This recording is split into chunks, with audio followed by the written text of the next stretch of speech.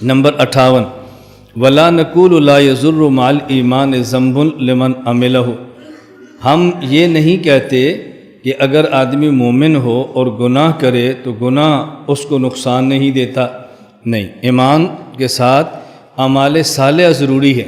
اگر انسان ایمان کے ساتھ گناہ کرے تو دل پر سیاہ نقطہ لگ جاتا ہے، توبہ کرے تو وہ نقطہ دھل جاتا ہے، اور پھر وہ تو گناہ کرے تو پھر لگ جاتا ہے، پھر توبہ کرے پھر دھل جاتا ہے، اور اگر توبہ نہ کرے مسلسل گناہ کرتا رہے اس سے دل سیاہ ہو جاتا ہے۔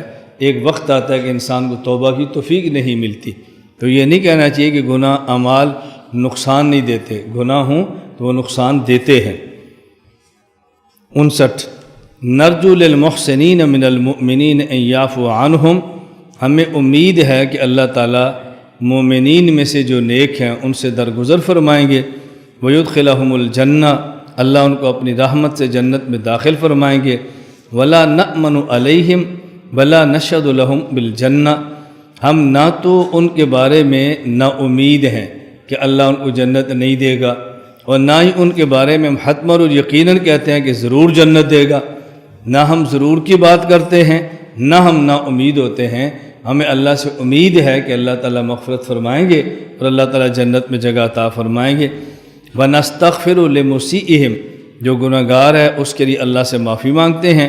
وَنَخَافُ عَلَیہم، ان کے بارے میں اللہ سے ڈرتے بھی ہیں۔ وَلَا نُقَنِّطُہُم، اور ان کو نا امید نہیں کرتے۔ الایمان بین الخوف والرجاء، یعنی ہم نہ تو یقین کے ساتھ کہتے ہیں کہ جو نیک ہے اس نے جنت میں ضرور جانا ہے، نہ اس کے بارے میں نا امید ہیں کہ اگر کوئی برا ہے تو جنت کے اندر نہیں جائے گا۔ ہم امید بھی رکھتے ہیں اور ساتھ ڈرتے بھی رہتے ہیں۔ نمبر 60 بل امن والیاس ینقلان عن ملت الاسلام، اگر کوئی انسان بالکل مطمئن ہو جائے اور وہ یقین کر لے کہ میں نے جنت میں ضرور ہی جانا ہے، تو اس کی وجہ سے ایک وقت آتا ہے انسان اسلام کو چھوڑ بیٹھتا ہے۔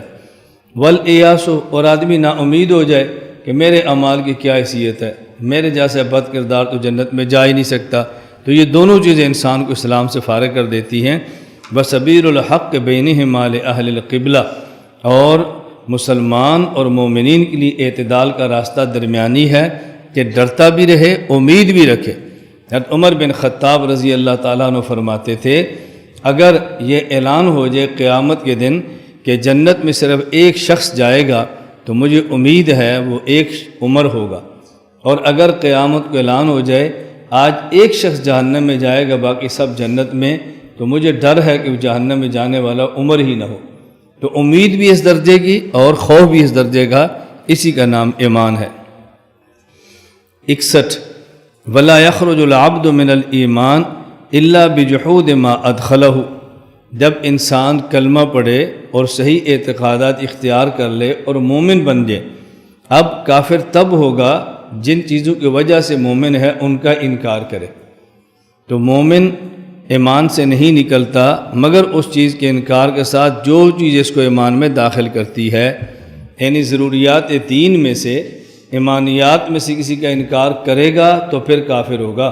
صرف برے عمل کی وجہ سے کافر نہیں ہوگا، بد اعتقادی کی وجہ سے ہوگا۔ 62 والایمان هو الاقرار باللسان والتصدیق بالجنان، ان نے ایمان کی تھوڑی سی وضاحت فرمائی ہے۔ یہ فرماتے ہیں کہ ایمان نام ہے دو چیزوں کا، نمبر 1 دل سے ماننا، نمبر 2 زبان سے اقرار کرنا، اس کا نام ہے ایمان۔ یہاں بات سمجھ لیں بہت اچھی طرح کہ ایمان در حقیقت نام ہے دل سے مان لینا، اللہ کو، ملائکہ کو، انبیاء کو، رسولوں کو، آسمانی کتابوں کو، جنت کو، جہنم کو، تقدیر کو، ان کے مان لینے کا نام ایمان ہے، دل سے مانے۔ اور اقرار باللسان، زبان سے اس کا اقرار کرنا، یہ اس کا حصہ نہیں ہے، اس کی ضرورت ہے۔ زندگی میں ایک بار زبان سے کلمہ پڑھنا یہ فرض ہے۔ کوئی شخص زبان کے ٹھیک ہوتے ہوئے بھی زندگی میں ایک بار جان بوجھ کر کلمہ نہ پڑھے تو ایسے شخص کا ایمان معتبر نہیں ہوتا۔ اللہ کے اس کا کیا معاملہ ہے اللہ جانتے ہیں، لیکن ہم اس کو مسلمان کہنے کے لیے تیار نہیں ہوں گے۔ اس لیے زندگی میں ایک بار تو زبان سے اقرار کرے۔ اور ویسے اصل جو ایمان ہے وہ تصدیق قلبی کا نام ہے، یہ اقرار باللسان ہوتا ہے بوقت ضرورت، یعنی اگر کسی کے بارے میں الزام لگ جائے کہ یہ مسلمان نہیں کافر ہے، اور وہ کہے گا جی میں مسلمان ہوں، دلیل کیا ہے، وہ دلیل پر زبان سے اعتراف نہیں کرتا، اس کو مسلمان نہیں کہہ سکتے۔ اب زبان سے اقرار کرے گا تو مسلمان کہیں گے، اور زبان سے اقرار نہیں کرے گا تو اس کو مسلمان نہیں کہیں گے۔ اصل تصدیق قلبی ہے دل سے ماننا، اور پھر بوقت ضرورت اقرار باللسان ہوتا ہے زبان سے ماننا۔ اس کی ایک مثال سمجھ لیں، جس میں آج کل ایک بہت بڑی عجیب ہیرا پھیری چل رہی ہے، وہ کیا کہ نکاح، بعض لوگ ماں باپ کو نہ لڑکی بتاتی ہے نہ لڑکا بتاتا ہے، دونوں نکاح کرتے ہیں اور چوری کرتے ہیں، اور دو گواہ بنا لیتے ہیں، اور وہ سمجھتے ہیں ہمارا نکاح ہو گیا، چونکہ نکاح میں ایجاب، قبول اور گواہ چاہیے تھے، ہم نے تینوں کام پورے کر دیے، ایجاب بھی ہے، قبول بھی ہے اور دو گواہ بھی ہیں، لہذا نکاح ہو گیا۔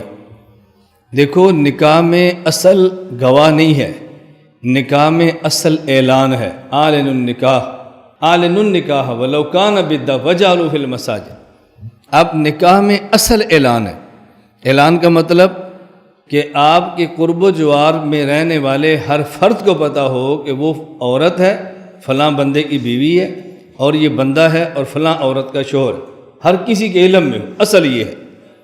اور یہ جو شہادت ہے یہ اصل نہیں ہے، یہ شہادت ہے بوقت مطالبہ۔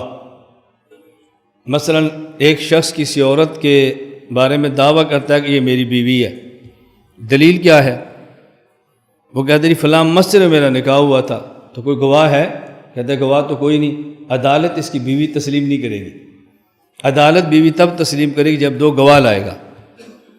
ایک شخص کسی عورت کے ساتھ سفر پہ ہے، پولیس شک کی بنیاد پہ پکڑ لیتی ہے، وہ کہتا ہے میری بیوی ہے، پولیس کہے گی پروف، وہ کہتے ہیں فلاں جلسے پر میرا نکاح ہوا تھا، کہتے ہیں ہمیں تو جلسہ نہیں، ہمیں تو پروف دو نا۔ اب اس کو کاغذات اور گواہ پیش کرنے پڑیں گے۔ تو نکاح میں اصل اعلان ہے، اور شہادت یہ بوقت مطالبہ ہے۔ تو ایمان میں اصل تصدیق قلبی ہے، اقرار باللسان یہ بوقت مطالبہ اصل تصدیق ہے۔ اس لیے آدمی کو اقرار باللسان کر بھی لے اور دل سے نہ مانے تو اس کو منافق کہتے ہیں، مومن نہیں کہتے۔ اصل چیز دل کی چیز ہے، اگر دل سے مانتا ہو اور یہ مجبور ہو جائے اور زبان سے انکار کر دے تو پھر بھی یہ مومن ہے۔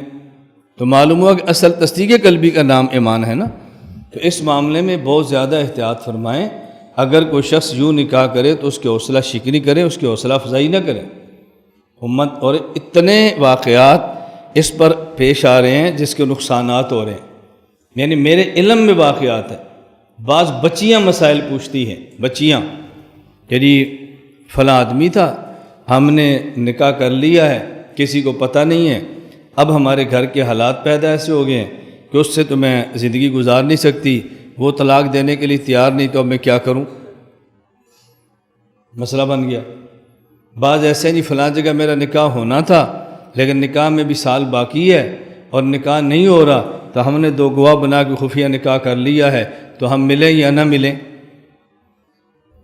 اب دیکھو مسائل پہ، یہ مسائل ہیں جو مجھ سے پوچھے جا رہے، اس لیے میرے علم میں ایسی چیزیں ہیں تو ہم اس کی بالکل حوصلہ شکنی کرتے ہیں کہ یہ خفیہ اور چوری نکاح نہ کرو، جو نکاح کرنا ہے تو اعلانیہ کرو۔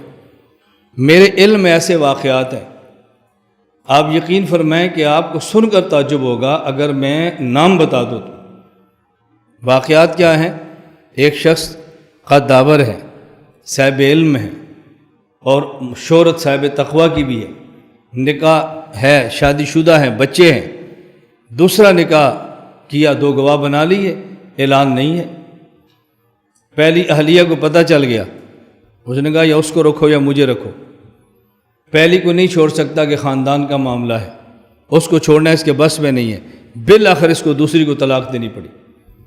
اب دوسروں نے ان کے ساتھ کیا کیا بس کچھ نہ پوچھے، اور کیسے کیسے معاملات پیدا ہوئے۔ یہ کیا ہے؟ یہ خفیہ نکاح ہو رہے ہیں۔ اس لیے جب بھی نکاح کریں اعلانیہ کریں، گواہ وقت مطالبہ ہیں، اصل نکاح میں اعلان ہے۔ تو ایمان میں اصل تصدیق قلبی ہے۔